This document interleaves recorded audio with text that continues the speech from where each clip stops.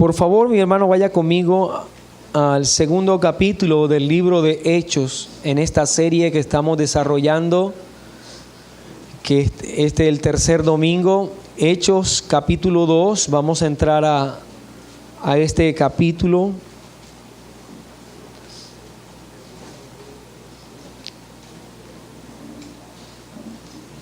Para iniciar, vamos a estar leyendo Hechos capítulo 2, versículo 1 hasta el versículo 4. La palabra del Señor dice de la siguiente manera: cuando llegó el día de Pentecostés, estaban todos unánimes juntos, y de repente vino del cielo un estruendo como de un viento recio que soplaba, el cual llenó toda la casa donde estaban sentados. Y se les apareció lenguas repartidas como de fuego, asentándose sobre cada uno de ellos. Y fueron todos llenos del Espíritu Santo y comenzaron a hablar en otras lenguas, según el Espíritu les daba que hablasen. El Señor añada bendición a su palabra. Decía que hace unos 2 domingos atrás estuvimos dando inicio a esta serie de sermones sobre el libro de Hechos, y nos encontramos frente a uno de los eventos más importantes de la historia neotestamentaria, y más específicamente podemos decir que es uno de los eventos más importantes para nosotros, ya que somos pueblo que no somos de origen judío. Los relatos representados por Lucas a continuación tuvieron y tendrán un gran impacto sobre la iglesia. Podemos decir que para la iglesia del primer siglo era sumamente importante lo que relata Hechos capítulo 2. En la Edad Media se estructuró de alguna manera la doctrina de el Espíritu Santo, y se hablaba de la tercera persona de la Trinidad partiendo de los pasajes que acabamos de leer. Los teólogos definieron lo que era entonces la Trinidad también desde estos textos. Aún sobre la iglesia que se encuentra en pie en nuestros días, este texto tiene una importancia sumamente grandiosa que nosotros debemos resaltar el día de hoy. El estudiar el capítulo 2 del libro de Hechos es de verdad sumamente necesario para nosotros en este día. Y podríamos decir también, o agregar a esto, el hecho de que ha sido tomado este capítulo 2 para tratar múltiples herejías en medio de las congregaciones. Muchos han tratado de dar múltiples explicaciones a este evento, tanto que podemos nosotros señalar que se ha torturado el pasaje para que éste diga lo que en realidad no dice.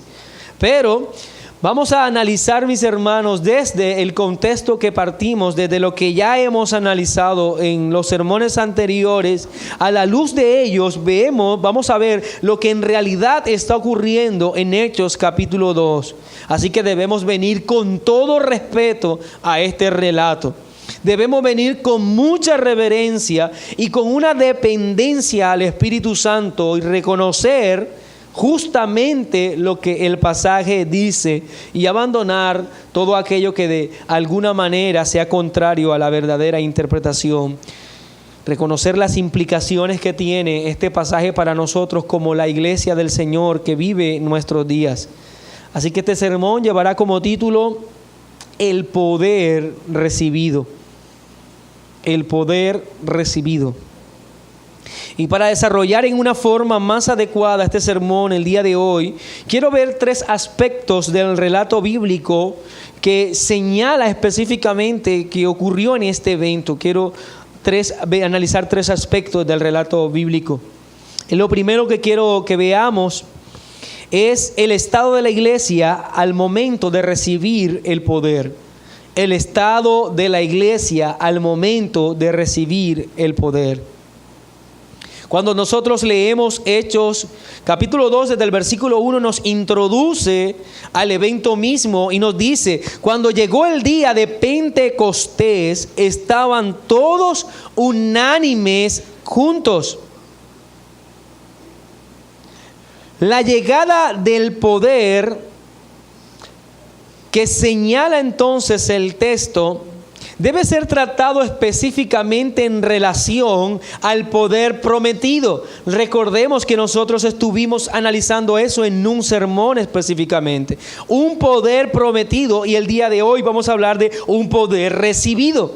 Así que ¿por qué deberíamos nosotros entrar a hablar del poder recibido aislado de lo que ya vimos nosotros en sermones anteriores? Nos es necesario entonces recordar la promesa que Cristo hizo de la venida de ese poder.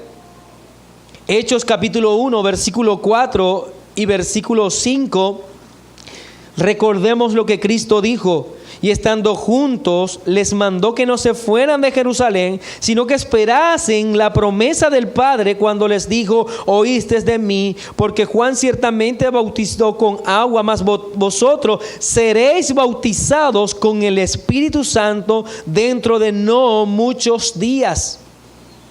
Así que para poder entender lo que nos registra Hechos 2, debemos recordar lo que Cristo prometió. Ellos escucharon al Señor. Los apóstoles y los discípulos que estaban reunidos escucharon al Señor, y Él les pedía que no se fueran de Jerusalén, que permaneciesen en ese lugar. Ya Cristo había ascendido a la gloria del Padre, y Él antes de irse les pide que esperen allí. Ellos tenían una misión por cumplir: predicar el Evangelio a todas las naciones, pero debían esperar. Allí precisamente en Jerusalén, el lugar en donde el Señor más padeció, el lugar que la comunidad, la sociedad respiraba desprecio por el Señor. Recuerde, ese era el lugar en donde los ciudadanos se amontonaron y gritaron a la declaración de Poncio: preferimos a Barrabás. Ese es el lugar en donde ellos prefirieron a un criminal antes que al Mesías y Salvador. Ahora Cristo les dice: esperen aquí en Jerusalén, esperen. Y ellos obedecen.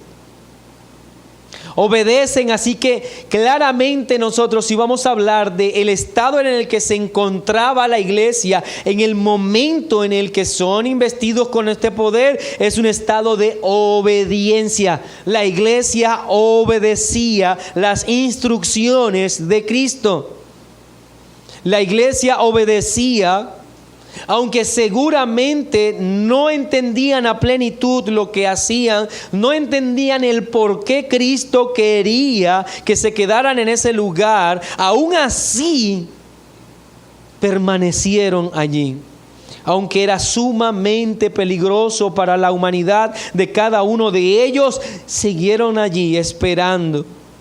El estado de la iglesia el día en que fueron investidos con ese poder, entonces claramente ha sido descrito por el libro de Hechos, tanto en esta introducción de obediencia como en las 10 cualidades que también tratamos en el sermón pasado, y que debemos todavía tenerlas vivas en nuestra mente. Esas cualidades que señalan a la iglesia como una comunidad viva, dirigida por la palabra de Dios, que anhelaban estar juntos. Y nuevamente señala esta realidad del versículo 1. Cuando llegó el día de Pentecostés, estaban todos unánimes juntos. Es algo que se repetirá una y otra vez a lo largo de los relatos del libro de Hechos. Ahora, pero es de notar que Israel, según el texto, se encontraba en medio de una de las 3 más importantes fiestas de su calendario religioso. ¿Cuáles son esas 3 fiestas que son más importantes para el judío? La primera es la fiesta conocida como la Pascua. La segunda es la fiesta de la cosecha. Y la tercera es la fiesta de los tabernáculos. Así que la Pascua, la cosecha y los tabernáculos. Todo ello estuvo claramente establecido por Dios en el Antiguo Testamento. Fue Dios quien instituyó estas fiestas, y el propósito de cada una de estas fiestas era recordar la misericordia de Dios al liberar a su pueblo de la esclavitud y sostenerlos Él por esa misma misericordia, dotarles de provisión en libertad. Así que cada una de las fiestas estaban encaminados a ese mismo propósito. Veamos en el caso de la Pascua, que está registrado en Deuteronomio capítulo 16, versículo 1. Dice, Deuteronomio 16:1, guardarás el mes de Abib y harás Pascua a Jehová tu Dios, porque en el mes de Abib te sacó Jehová tu Dios de Egipto de noche. Entonces recordemos que cuando hablamos de la Pascua, se trataba también de la fiesta que se llamaba la de los panes sin levadura, en el que el pueblo ofrece sacrificio cordero a Dios, recordando la liberación de la esclavitud, aquello que se hizo esa noche cuando el cordero debía ser sacrificado y su sangre pintada en los dinteles y en las puertas, para que cuando viniese entonces el espíritu de la muerte no llegase hasta los israelitas. La Pascua representaba, y recordemos que en el original el término Pascua significa pasar por alto, por el hecho de que el espíritu de la muerte pasaba por alto, pasaba por encima de las casas de los judíos, mas no entraba en ellas. Eso era la Pascua entonces. También en esta Pascua se hablaba de la presentación de las primicias o los primeros frutos. Lo leemos en Levíticos capítulo 23, versículo 4 en adelante. Dice de la siguiente manera: estas son las fiestas solemnes de Jehová, las convocaciones santas, las cuales convocaréis en sus tiempos. En el mes primero a los 14 del mes, entre las 2 tardes, Pascua es de Jehová. Y a los 15 días de este mes es la fiesta solemne de los panes sin levadura a Jehová. 7 días comeréis panes sin levadura. El primer día tendréis santa convocación, sin ningún trabajo de siervo habrá. Y ofreceréis a Jehová 7 días ofrenda encendida. El 7º día será santa convocación, ningún trabajo de siervo haréis. Y habló Jehová a Moisés diciendo: habla a los hijos de Israel y diles: cuando hayas entrado en la tierra que yo os doy y seguéis sus mies, traeréis al sacerdote una gavilla por primicia de los primeros frutos de vuestra siega. Esto dentro de la Pascua entonces se debían presentar los primeros frutos. No era la cosecha misma, sino aquellos primeros frutos que representarían toda la cosecha.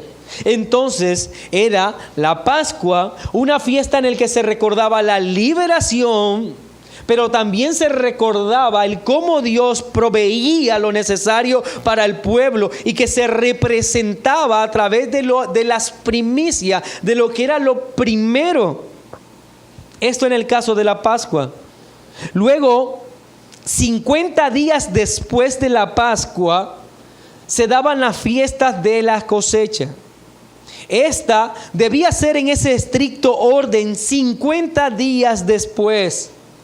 En esta fiesta el pueblo traía y ofrecía ya del grano de la cosecha. Ya la cosecha estaba madura, así que se podía presentar del grano allí. Se comía y se celebraba porque Dios sustentaba a su pueblo. Se le daba gracias a Dios por la abundancia del grano.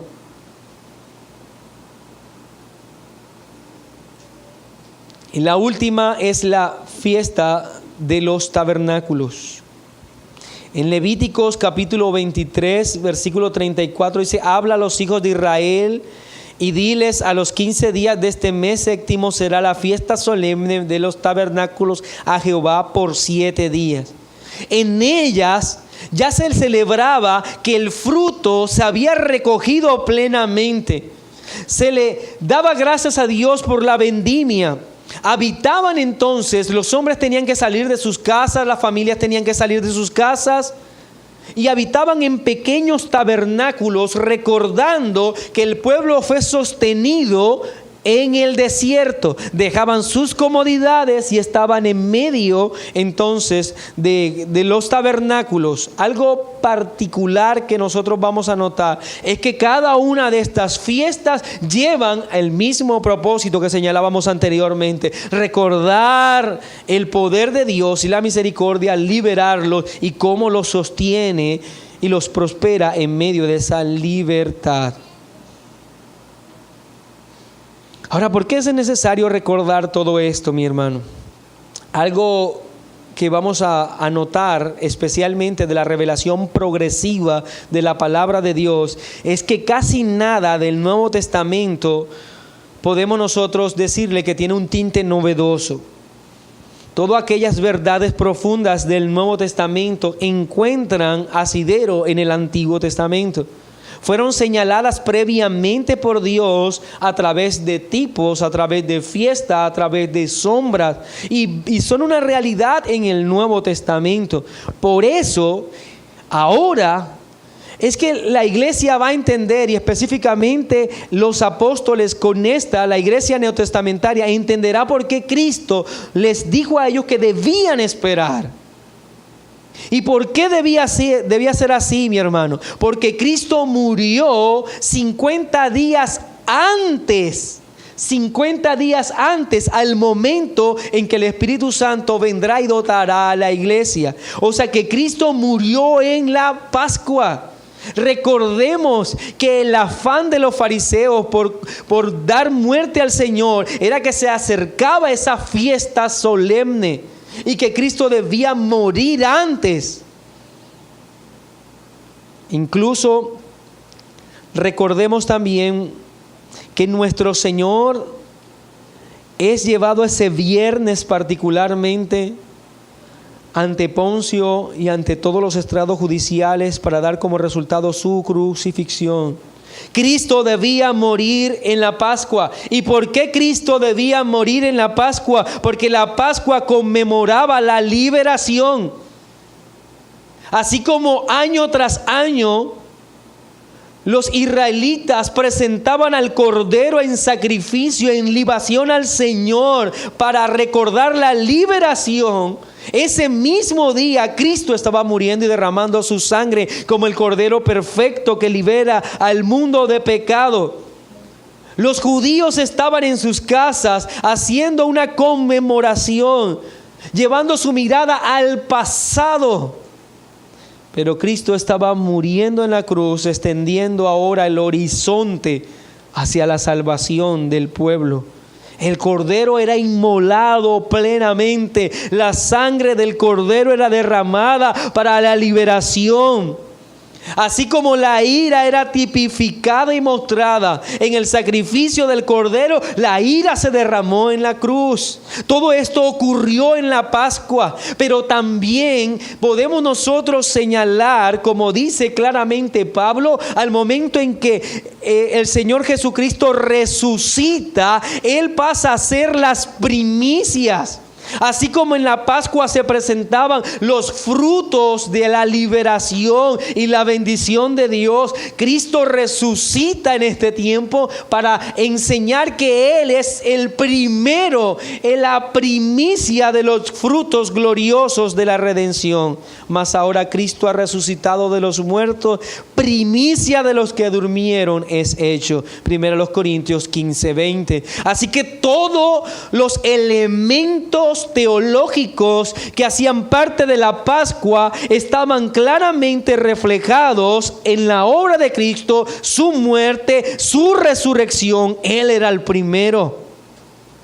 Ahora ese Cristo resucitado les acompaña 10 días, recordemos. 40 días, y espera y les dice que se queden en Jerusalén a esperar. Y ellos esperan esos 10 días cuando llega esa maravillosa fiesta de las cosechas.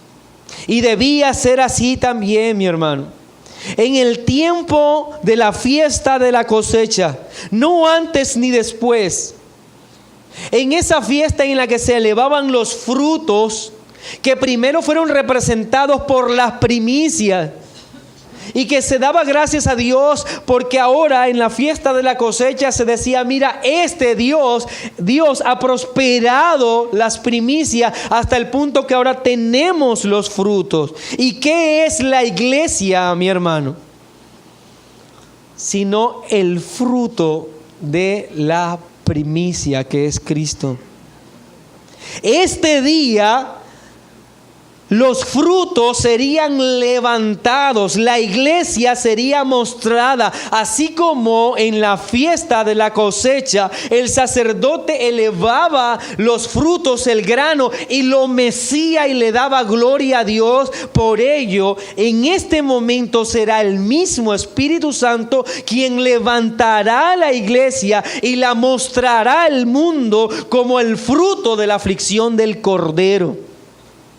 La iglesia será señalada ahora como la cosecha perfecta de aquello que fue la primicia a Cristo. Ahora esta iglesia permanece unida en oración, en obediencia, en fervor y en esperanza, esperando la promesa del Señor, actuando bíblicamente, viviendo en una unidad perfecta. Esta era la iglesia. Y por ello una y otra vez debemos afirmar que aquí no nace la iglesia.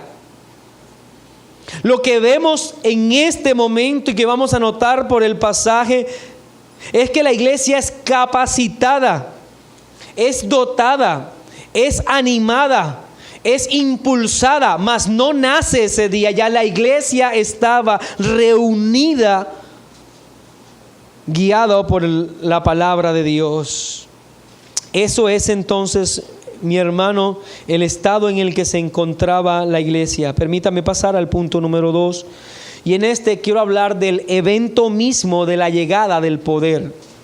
El evento mismo de la llegada del poder. Si tratamos de ser cuidadosos con lo anterior, creo que aquí debemos todavía serlo más. Y de repente dice: vino del cielo un estruendo como de un viento recio que soplaba, el cual llenó toda la casa donde estaban sentados. Y se les aparecieron lenguas repartidas como de fuego, asentándose sobre cada uno de ellos. El analizar este texto fuera de su contexto ha dado lugar a muchas congregaciones y reuniones de afirmar una cantidad de eventos que en realidad la Biblia no está diciendo que sean un patrón, que la Biblia no está llamando a que sucedan dentro de la iglesia. Es por eso que muchos hoy se reúnen a pedir que vengan vientos, que sople el Espíritu Santo, y aún muchos son un poco más atrevidos y son ellos los que soplan pensando que de alguna manera tienen el poder o la facultad de impartir tal poder sobre la iglesia. Nada está más lejos de la realidad.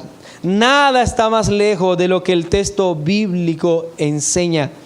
La iglesia se encontraba unida en fe, en esperanza, todos en un mismo lugar. Como lo anunciamos en el sermón pasado, los que estaban allí eran como 120 en una plena obediencia a Cristo, en esperanza, pero en obediencia para cumplir luego su misión. Ellos ya estaban ordenados, ellos ya se les dijo que debían predicar a todas las naciones, pero Cristo dijo que debían esperar. Así que en plena obediencia llega ese día, el día indicado, el día señalado. Muchos dicen es el día de Pentecostés, pero Pentecostés no es un día, Pentecostés es una cuenta. 50 días después de la Pascua, en realidad se llama el día de la cosecha, de las fiestas de la cosecha, no Pentecostés. Pentecostés es una manera de contar griega, en el cual se establece que 50 días después de la Pascua, 50 días después, pero no es Pentecostés. Los que se llaman Pentecostés el día de hoy o pentecostales el día de hoy están diciendo que ellos son de 50 días después. Pero en realidad lo que el texto dice es la fiesta de la cosecha, la fiesta de la cosecha. En esa fiesta de la cosecha, cuando conmemoraban ello, sucedió algo indescriptible a la mente humana. Algo que nosotros debemos tratar. El Espíritu Santo obró en una forma inigualable sobre todos los que estaban allí reunidos. Y yo deseo mirar 3 aspectos del momento en que el Espíritu Santo de Dios reviste a la iglesia de poder. No crea a la iglesia, estamos claros, porque el Espíritu Santo no es el creador de la iglesia, es el que dota a la iglesia, el que anima a la iglesia, pero no la crea, porque de lo contrario seríamos nosotros, la iglesia, los hijos del Espíritu Santo. Deseo mirar 3 aspectos de este momento, y lo primero es que el suceso mismo ocurre en forma repentina. El texto lo dice, y de repente. No podemos señalar que el texto era que el evento era inesperado. Eso no lo podemos señalar, porque en realidad ellos llevaban ya esperándolo 50 días. Cristo prometió a ellos, les prometió que serían dotados, así que el evento era esperado, era muy esperado. No le debemos decir que es inesperado, pero lo que sí debemos decir es que se trataba de un evento, como dice el texto, sorpresivo, repentino. Vino de repente. No había ninguno de ellos, de los que estaba allí, que podía de alguna manera definir lo que iba a ocurrir. No es como ocurre el día de hoy, que podemos sacar, o que algunas iglesias sacan pancartas y publicidad diciendo entonces culto de avivamiento espiritual. Día en el que se derramará el Espíritu Santo y dotará de poder y de unción. Ellos no sabían lo que iba a ocurrir. No podían manipular al Espíritu Santo. Esperaban que el Espíritu Santo viniese. Esperaban el poder prometido, pero no tenían ni la más remota idea de lo que iba a ocurrir. De repente vino. Es de notar el carácter soberano del Espíritu Santo en este momento.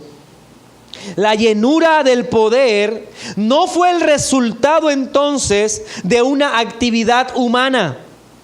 No fueron los apóstoles y los 120 los que estaban reunidos pidiendo y clamando y gritando para que el Espíritu Santo viniese y los llenara de poder. Ellos estaban en oración, estaban en comunión, estaban escuchando la palabra.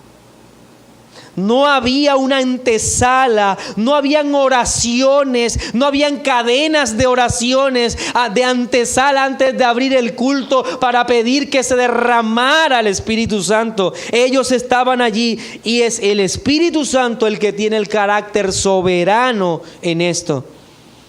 Y la llegada de este poder no obedece a la oración de hombres piadosos, no obedece a la oración de hombres ungidos, no fue resultado de la invocación de los creyentes o de las órdenes, que es mucho peor el día de hoy, de algunos al decir desciende ahora, o toma este lado, o echa este otro lado, o sopla de esta manera.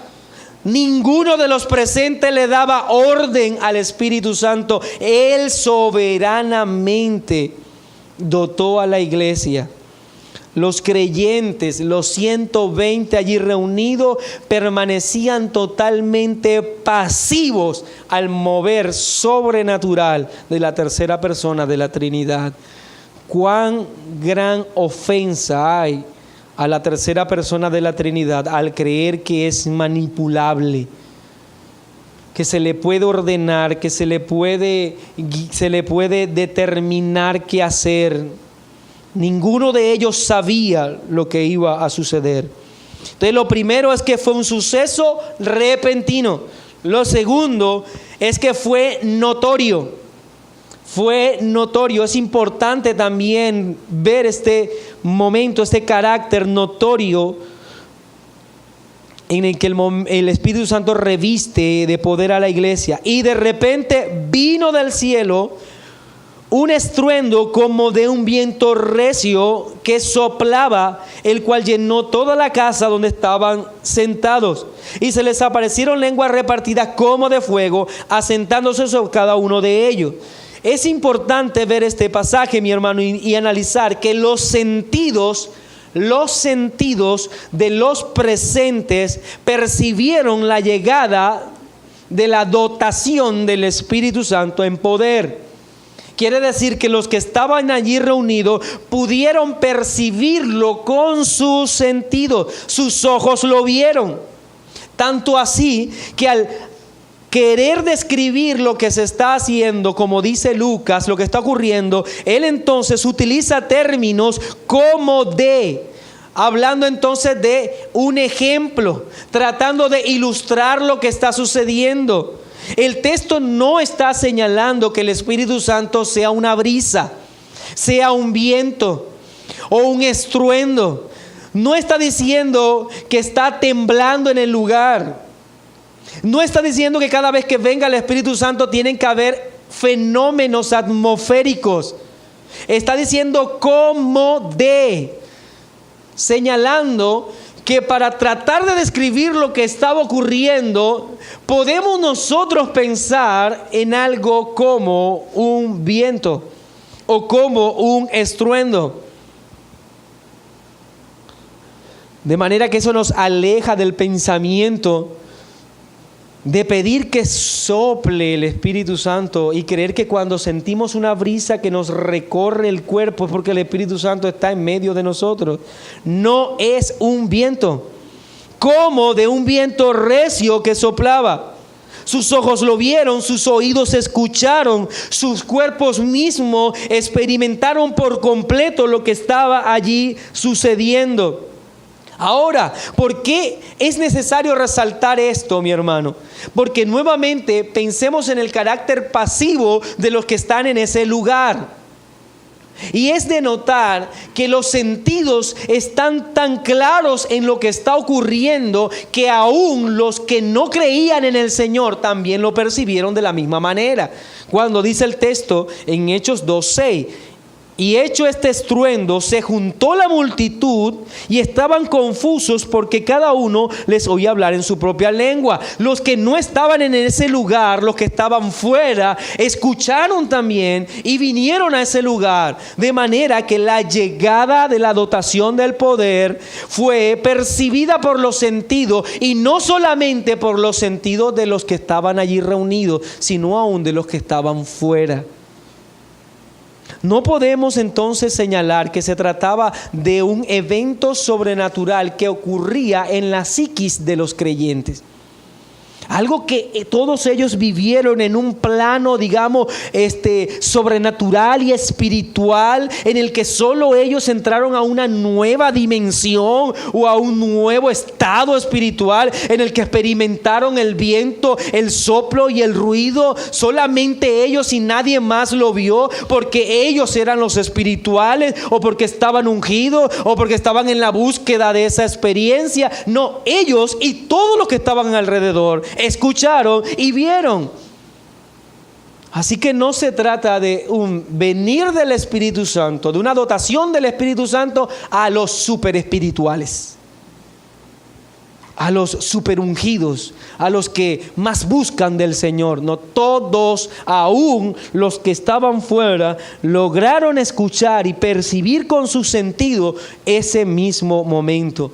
Quiere decir que el Espíritu Santo se encargó de que fuese notorio el momento en que la iglesia es capacitada, animada, dotada.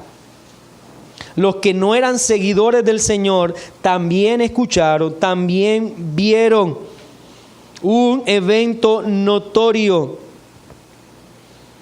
Fue notorio, fue indiscutible, fue cierto, totalmente cierto. Otro aspecto que quiero señalar, el último de este punto, es que fue y lo experimentaron todos. Y fueron todos, dice el texto. llenos del Espíritu Santo, y comenzaron a hablar en otras lenguas según el Espíritu les daba que hablasen. Entonces no se trataba de que los que estaban allí reunidos, de en medio de esa reunión, algunos sintieron al Espíritu Santo. No se trataba de que esos que algunos sintieron, esos que sintieron, entraron en ese plano súper espiritual. Como dice que sucede el día de hoy en medio de las reuniones cristianas, en que algunos, los más devotos, experimentan y son llenos. Pero el texto no dice que fueron los apóstoles los que recibieron, o los apóstoles los que fueron dotados. No, todos, dice el texto, todos fueron llenos del Espíritu Santo y comenzaron a hablar en otras lenguas. Hemos creído y se ha enseñado en la iglesia entonces que el Espíritu Santo responderá dando a la iglesia según la devoción, según la piedad, según la búsqueda de cada uno de los miembros que pertenecen a ella.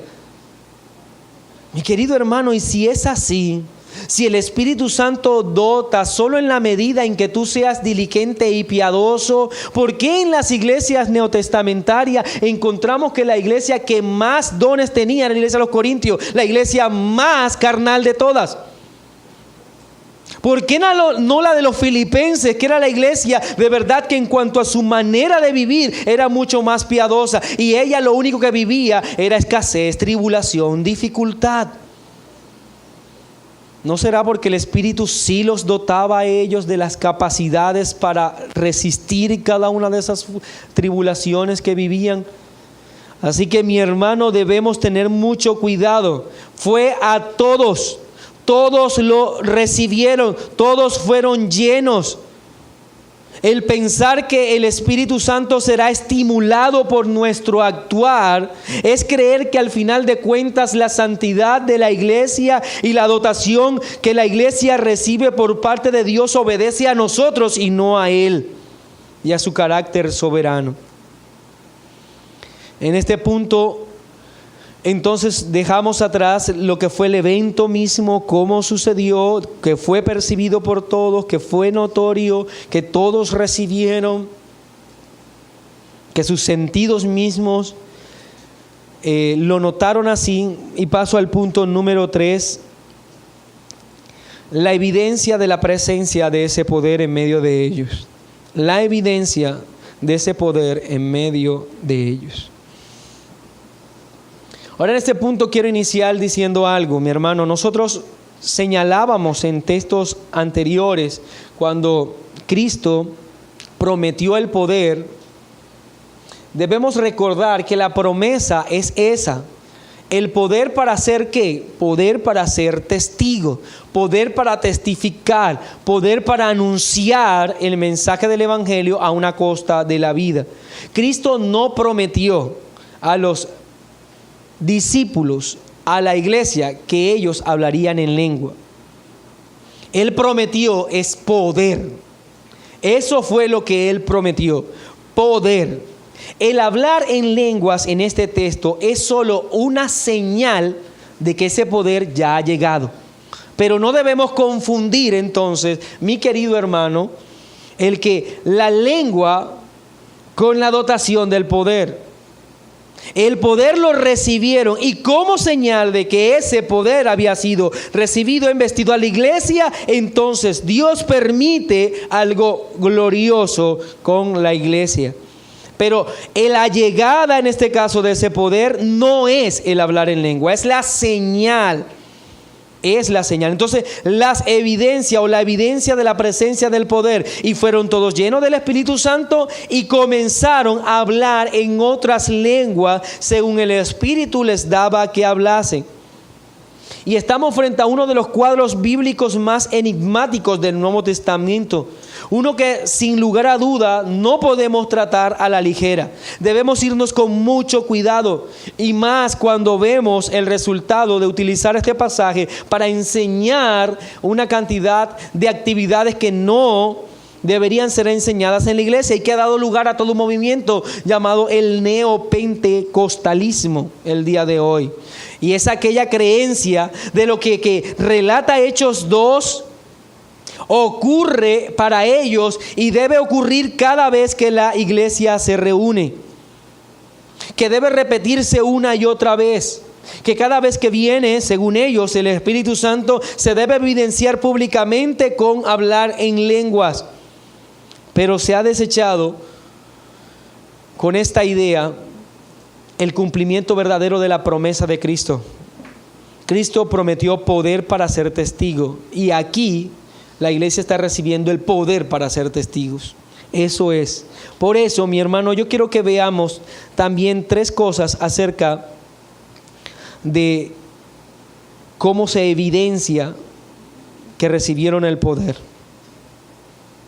Y lo primero es que reciben el poder y como señal hablan en otras lenguas. Primero, reciben el poder y como señal hablan en otras lenguas. Y fueron todos llenos del Espíritu Santo y comenzaron a hablar en otras lenguas según el Espíritu les daba que hablasen. Todos los que estaban allí, como ya lo señalamos, todos por la dotación del Espíritu Santo, por aquello que el Espíritu soberanamente quiso hacer en medio de ellos, empezaron a hablar en otras lenguas. La Real Academia define hablar como pronunciar palabras con el objetivo de comunicar un mensaje. Pronunciar palabras con el objetivo de comunicar un mensaje. Estas lenguas que están ahora siendo capaces de ellos de hablar, claramente deben ser entendidas como lenguas humanas. Claramente deben ser entendidas como la capacidad para comunicar un mensaje específico en una lengua diferente a la ya aprendida o adquirida con el tiempo. Y el mismo texto señala que lo que ellos hablaban no eran vanas repeticiones sin sentido, no eran una cantidad de palabras que no tienen ninguna repercusión en el conocimiento de Dios y de su bondad a través del Evangelio. No eran repeticiones. Las lenguas que se hablaron allí, los 120 que estaban presentes, son descritas claramente en el texto. Moraban entonces en Jerusalén, dice Hechos 2:5, judíos, varones piadosos de todas las naciones bajo el cielo. Y hecho este estruendo, se juntó la multitud y estaban confusos porque cada uno les oía hablar en su propia lengua. Por tanto, no hay duda. Ahora los no cristianos escuchan hablar a aquellas personas que estaban allí reunidas, los 120 discípulos del Señor, les escuchan hablar la lengua que ellos manejan. Sus lenguas maternas, dice, en su propia lengua, porque cada uno les oía hablar en su propia lengua. El versículo 6, el término empleado allí en su propia lengua es el término glosa, que es idioma. Traduce idioma. Porque entonces podríamos decir, y hecho este estruendo se juntó la multitud y estaban confusos porque cada uno les oía hablar en su propio idioma. Entonces no se trata de esa repetición sin sentido, no se trata de algo confuso, sino de una lengua propia. Y si nosotros analizamos claramente, vamos a darnos cuenta que el texto describe 12 lenguas específicas en las que claramente ahora los seguidores del Señor estaban hablando. Ellos estaban hablando, pero estaban hablando ¿de qué? De las verdades del reino de los cielos y de Cristo. Ellos estaban siendo en ese momento testigos y ahora estaban de verdad recibiendo el poder para ser testigos. Y como había una barrera lingüística a la que se tenía que vencer para cumplir ese mandamiento, el Espíritu Santo les da la habilidad de hablar en otras lenguas para que ellos puedan cumplir y evidenciar ese poder en el que han sido dotados. El versículo 8 dice: ¿cómo pues les oímos? Y lo que están hablando son los no creyentes. ¿Cómo pues les oímos nosotros hablar cada uno en nuestra lengua en la cual hemos nacido? Entonces se recibe la capacidad del poder para ser testigo y como señal la facultad de hablar en otros idiomas. Número 2, el poder para transmitir el evangelio a las naciones.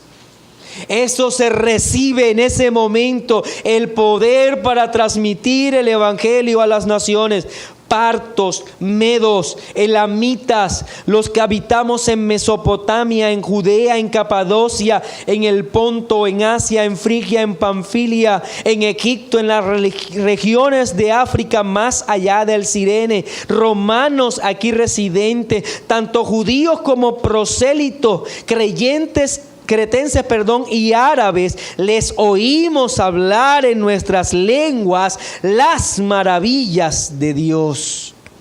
Era un mensaje que se podía oír, pero era un mensaje que se podía entender, un mensaje inteligible, un mensaje que se podía comprender con la razón. Podía ser escuchado por todos, podía ser entendido por las diferentes personas que vivían en distintas regiones. Un mensaje que se trataba de ¿quién? De Dios y de sus maravillas por medio de Cristo. O sea que en ese momento la iglesia estaba predicando el evangelio, de Jesucristo con traducción múltiple a todas las naciones. Eso es lo que estaba haciendo la iglesia.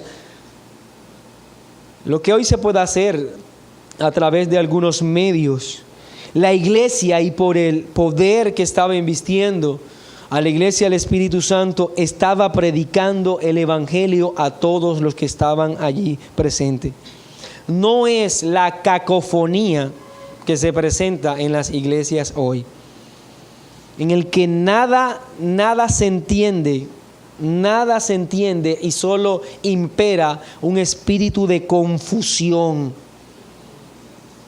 en el que los no creyentes, por esa cacofonía, son invitados no a darle gloria a Dios.